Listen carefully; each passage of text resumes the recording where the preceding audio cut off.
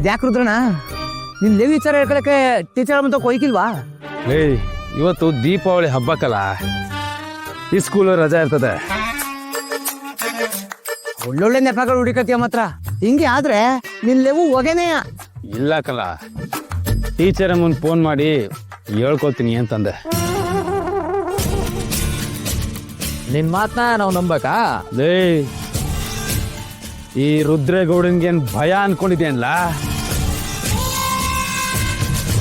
Teacher ಅಮ್ಮಂತವ ಹೋಗಿ ನನ್ನ ಮನಸ್ಸು ತುಂಬಾ ನೀವೇ ತುಂಬಿಕೊಂಡಿದ್ರ ಅಂತ ಹೇಳಿಲ್ಲ ಅಂತಂದ್ರೆ ನೋಡ್ಲಾ.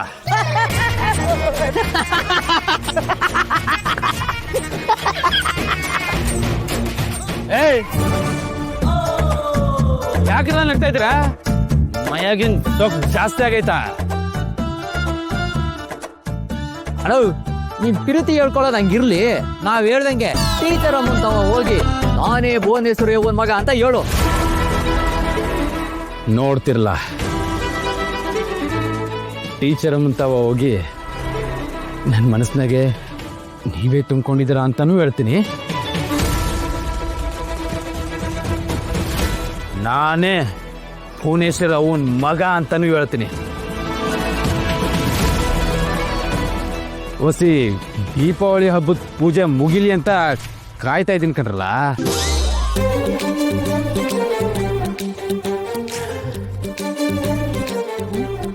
ಏನಿಲ್ಲ, ಇದು ನಮ್ ರುದ್ರೇಗೌಡ್ರಿಗೆ ಈಟೊಂದ್ ಧೈರ್ಯ ಎಲ್ಲಿಂದ ಬತ್ತು ಅಂತ.